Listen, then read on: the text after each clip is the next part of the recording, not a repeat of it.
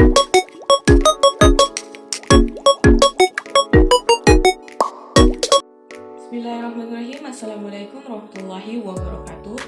Hai Sobat Konseling, saya atas nama Nur Fajri dari kelas 5B NIM 22310064, Program Studi Pendidikan Agama Islam Fakultas Tarbiyah dan Keguruan Universitas Islam As'adiyah Sengkang.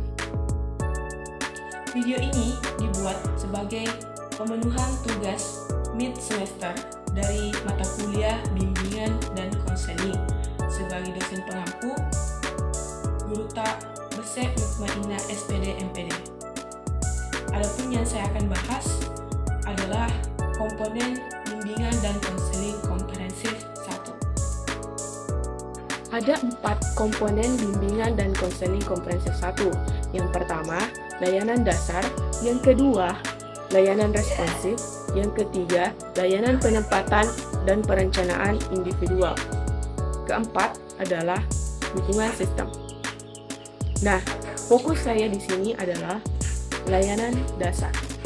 Layanan dasar bimbingan dan konseling adalah proses pemberian bantuan kepada seluruh individu melalui kegiatan penyiapan pengalaman terstruktur dilakukan secara klasikal maupun kelompok, yang disajikan secara sistematis dalam rangka mengembangkan perilaku jangka panjang sesuai dengan tahap dan tugas-tugas perkembangan yang dituangkan sebagai standar kompetensi kemandirian yang diperlukan dalam pengembangan kemandirian untuk memilih dan mengambil keputusan dalam kehidupannya. Adapun tujuan dari layanan dasar, bimbingan dan konseling adalah yang pertama, memiliki kesadaran tentang diri dan lingkungannya yang berkaitan dengan pendidikan, pekerjaan, sosial budaya, dan agama. Kemudian, peserta mampu mengembangkan keterampilan untuk mengidentifikasi tanggung jawab atau seperangkat tingkah laku yang layak bagi penyesuaian diri dengan lingkungannya. Kemudian, mampu menangani atau memenuhi kebutuhan dan masalahnya. Dan yang terakhir adalah peserta mampu mengembangkan diri dalam rangka mencapai tujuan hidupnya. Nah, selanjutnya dalam layanan dasar bimbingan dan konseling terdapat layanan-layanan di dalamnya yang meliputi yang pertama, layanan orientasi adalah layanan bimbingan yang dilakukan untuk memperkenalkan peserta bimbingan terhadap hal yang baru dimasukinya, yang bertujuan berkenaan dengan fungsi-fungsi layanan bimbingan dan konseling seperti fungsi pemahaman, bertujuan untuk membantu individu agar memiliki pemahaman tentang berbagai hal yang penting dari suasana yang baru dijumpainya.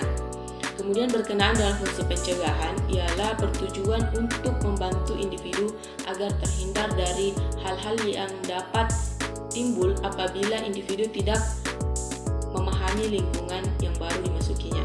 Kemudian berkenaan dengan fungsi pengembangan bertujuan agar dapat menyesuaikan diri secara baik dan mampu secara konstruktif menggunakan sumber-sumber yang ada pada situasi yang baru, maka individu mampu mengembangkan serta memelihara potensi yang ada dalam dirinya. Kemudian yang kedua adalah layanan informasi, adalah layanan bimbingan yang dapat membantu peserta bimbingan dalam menerima dan memahami informasi yang tujuannya untuk membekali suatu individu dengan berbagai pengetahuan dan pemahaman tentang berbagai macam hal yang berguna untuk mengenal diri, merencanakan, dan mengembangkan pola kehidupan sebagai pelajar, anggota keluarga, maupun masyarakat. Ketiga adalah layanan penempatan dan penyaluran, ialah layanan bimbingan yang dilakukan untuk membantu individu atau kelompok yang mengalami ketidaksesuaian antara potensi dan usaha pengembangannya. Tujuannya untuk memastikan peserta bimbingan memperoleh lingkungan yang sesuai dalam pengembangan potensinya. Yang keempat adalah bimbingan belajar adalah suatu bantuan dari pembimbing kepada individu dalam menemukan cara belajar yang tepat, dalam memilih program studi yang sesuai, dan dalam mengatasi kesukaran-kesukaran yang timbul pada aktivitas belajar. Tujuannya adalah membantu peserta bimbingan agar mencapai perkembangan yang optimal sehingga tidak menghambat perkembangan siswa. Yang kelima adalah konseling individu, yaitu layanan yang memungkinkan peserta bimbingan mendapatkan layanan langsung tatap muka atau face to face secara perorangan dengan konselor dalam rangka pembahasan penyelesaian masalah pribadi yang diderita oleh peserta layanan. Tujuannya adalah membantu peserta bimbingan menstrukturkan kembali masalahnya, menghadapi lifestyle, serta mengurangi penilaian yang negatif terhadap dirinya sendiri, serta perasaan-perasaan inferioritasnya. Kemudian yang keenam adalah konseling kelompok, merupakan suatu proses pemberian bantuan yang dilakukan oleh konselor kepada individu yang terdiri dalam suatu kelompok dengan permasalahan yang sama, yang bertujuan mengentaskan masalah-masalah anggota kelompok, mengembangkan perasaan, pikiran, dan wawasan anggota kelompok, serta kemampuan bersosialisasi, berkomunikasi, dan memiliki keterampilan dalam membuat keputusan. Nah, pelaksanaan layanan ini melalui tahapan-tahapan pada layanan orientasi, informasi, dan layanan penempatan dan penyaluran melalui tahapan yang sama, yaitu melalui tahapan perencanaan, pelaksanaan, evaluasi, analisis hasil evaluasi, tindak lanjut, dan laporan. Kemudian, pada layanan bimbingan ada 3 tahapan yang dilalui. Yang pertama, pengenalan siswa yang mengalami masalah belajar. Pada tahap ini diadakan observasi awal dengan kegiatan pengamatan perilaku, interaksi, dan cara mengerjakan tugas, kemudian melakukan wawancara untuk mendapatkan gambaran umum tentang masalah kesulitan belajar yang dialami oleh siswa.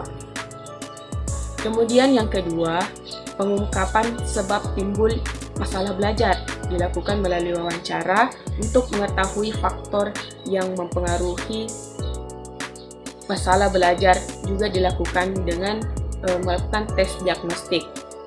Kemudian yang ketiga adalah upaya membantu siswa melewati kesulitan belajar dengan memberikan motivasi-motivasi, juga memberikan pengajaran perbaikan dan pengayaan. Kemudian selanjutnya adalah tahapan konseling individu.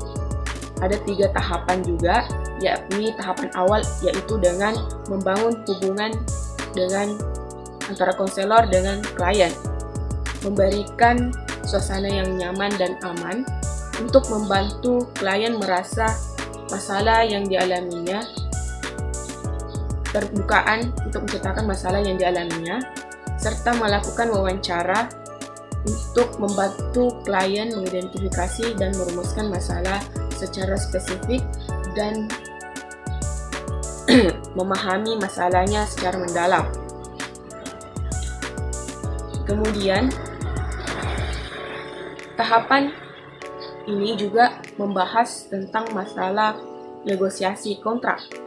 Kita sama-sama membuat kesepakatan mengenai tujuan dan frekuensi pertemuan dan aturan-aturan yang berlaku saat konseling terjadi. Kemudian tahapan yang kedua adalah tahap pertengahan, dilakukan penjelajahan, pencarian masalah, dan implementasi strategi untuk kemajuan yang dialami oleh klien. Kemudian tahap yang terakhir yaitu dengan mengintegrasikan perubahan-perubahan yang telah terjadi dalam kehidupan sehari-hari klien, serta pencegahan kekambuhan di masa yang akan datang, serta melakukan terminasi, yaitu kegiatan mengakhiri konseling. Kemudian pada tahapan konseling kelompok, itu yang pertama adalah tahap pembentukan, yakni pada tahap ini merupakan tahap pengenalan, tahap pelibatan diri atau tahap kehidupan suatu kelompok. Kemudian tahap ini bertujuan untuk anggota kelompok memahami kegiatan yang akan diikutsertakan, menumbuhkan suasana serta minat anggota dalam mengikuti kegiatan kelompok ini. Kemudian yang kedua adalah tahap peralihan. Tahap ini merupakan jembatan antara tahap pertama dan tahap ketiga. Tahap ini bertujuan agar anggota kelompok terbebas dari perasaan atau sikap ragu, malu, atau tidak percaya sehingga suasana kelompok semakin terbentuk. Kemudian yang ketiga adalah tahap kegiatan. Pada tahap ini, kegiatan pengungkapan masalah, topik yang dirasakan, dipikirkan, dan dialami anggota kelompok itu dituangkan secara aktif dan dinamis. Yang kemudian pada tahap terakhir adalah tahap pengakhiran, di mana tahap ini tidak berfokus pada hasil pertemuan yang dilakukan setiap kelompok, tetapi hasil setelah kegiatan kelompok itu dilakukan. Pada kegiatan ini, kelompok dipusatkan pada pembahasan dan penjelajahan tentang apakah para anggota kelompok mampu menerapkan hal-hal yang mereka pelajari dalam suasana kelompok pada kehidupan mereka sehari-hari. Itulah pemaparan materi dari saya tentang komponen bimbingan dan konseling pada materi layanan dasar. Sekian dari saya. Assalamualaikum warahmatullahi wabarakatuh.